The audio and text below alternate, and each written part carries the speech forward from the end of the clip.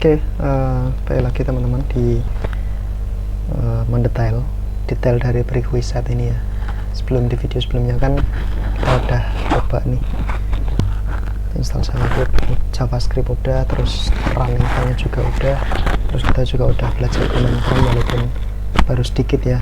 Teman-teman yang kita pelajari baru ada cd, mkdir, lsminl, tapi insya Allah itu cukup lah buat bekal. Nanti teman-teman bisa cari sendiri komen-komen apa aja yang bisa dipakai.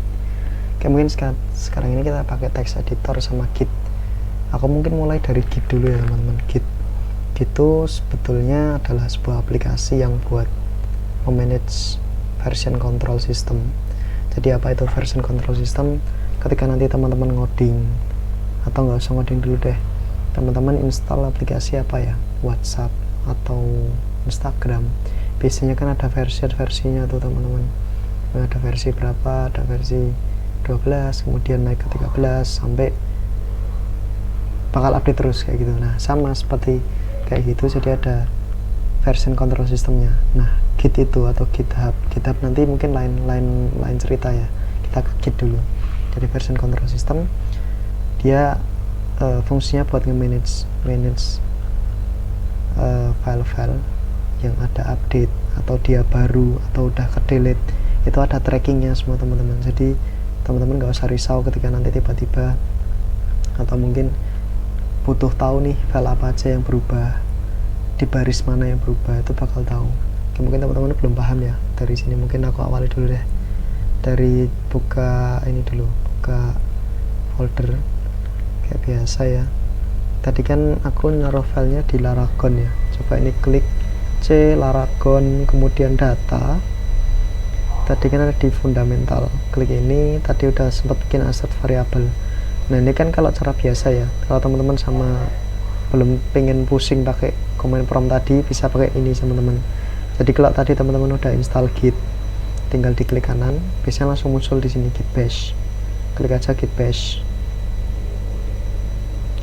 Nanti sama teman-teman ini bakal keluar sebuah command prompt juga atau terminal lah, tapi ini terminal bawaannya Git. Nanti ketika diklik kanan Git bash, langsung masuk direktori ini, direktori yang dimaksud di fundamental. Jadi teman-teman nggak perlu cd lagi, langsung masuk di sini. Kita tunggu sebentar. Nah, ini langsung masuk di sini teman-teman, Laragon data fundamental. Ini sama kayak command prompt tadi yang di sini. Nah, ini sama. Oh, ini prerequisite. Bentar.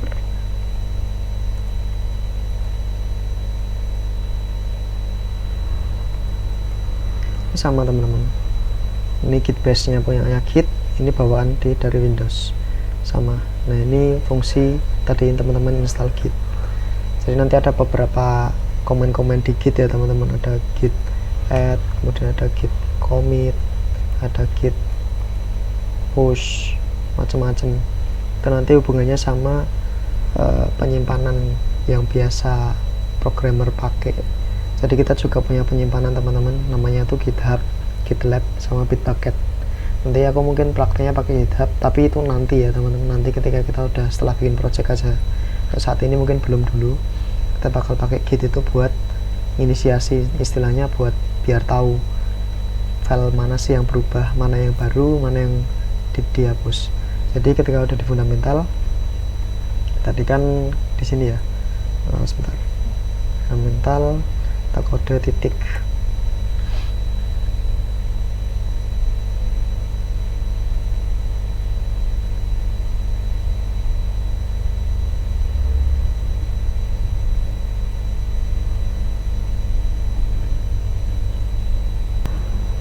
Nah, ini teman-teman kita udah masuk di tadi ya, di direktori fundamental. Isinya kan tadi ya baru ada satu file.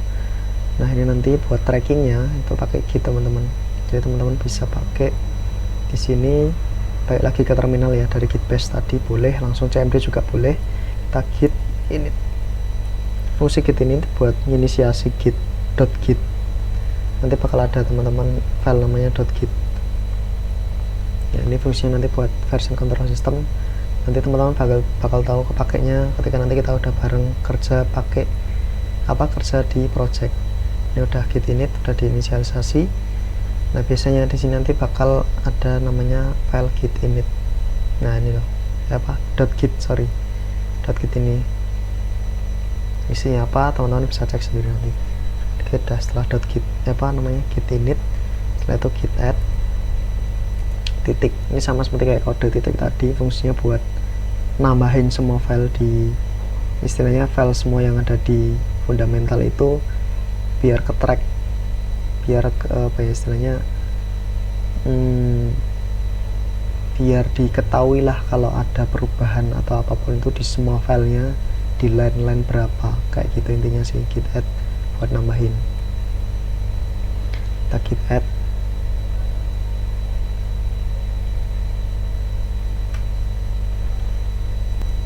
nah setelah di git add biasanya akan ada perubahan teman-teman di VS Code nya. Coba kita VS Code.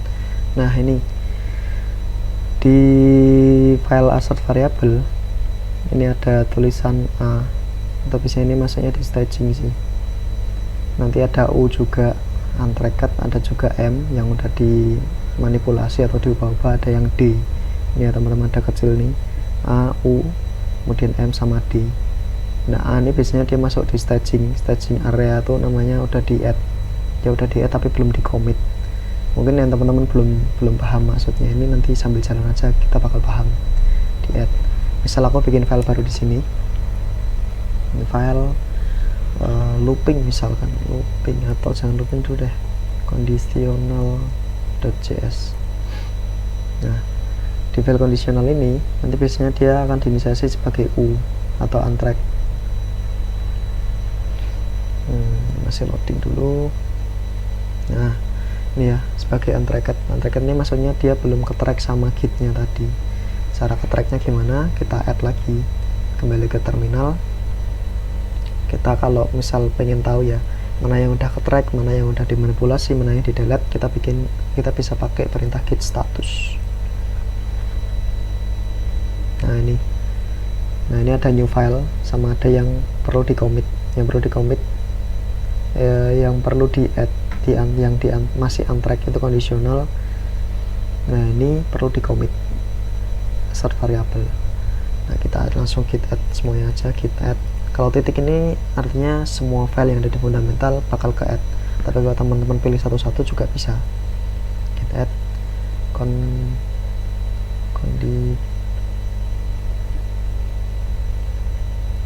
sebentar.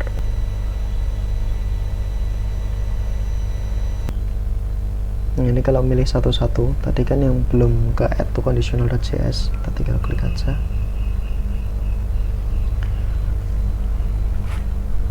Nah intinya udah ke add semua, tinggal kita git commit. Nah kenapa harus pakai commit, kenapa harus add, kenapa nggak langsung sekali aja kayak Ctrl S kayak gitu. Sebenarnya fungsinya commit ini buat ngasih pesan teman-teman. Jadi kalau udah di add terus kemudian di commit, pesan commitnya itu jadi ada first commit. Nanti bakal tahu teman-teman sambil jalan lah.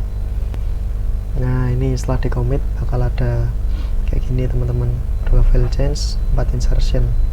Nah ini create. Nah kalau udah di sini biasanya hilang tuh semua yang A, M yang di VS Code ya, yang A, U, M kemudian D nanti bakal hilang semua. Nah ini masih loading teman-teman untuk gitnya, source controlnya masih loading, tunggu sebentar ya. Oke udah ya teman-teman, jadi ini udah aman. Artinya di sini posisi kalau nggak ada apa-apanya gini, posisinya memang dia file ini nggak terganggu semenjak git di commit kayak gitu, terakhir commit sampai ini. Nah misal di sini aku tambahin deh satu baris saja, mungkin var z sama dengan 21.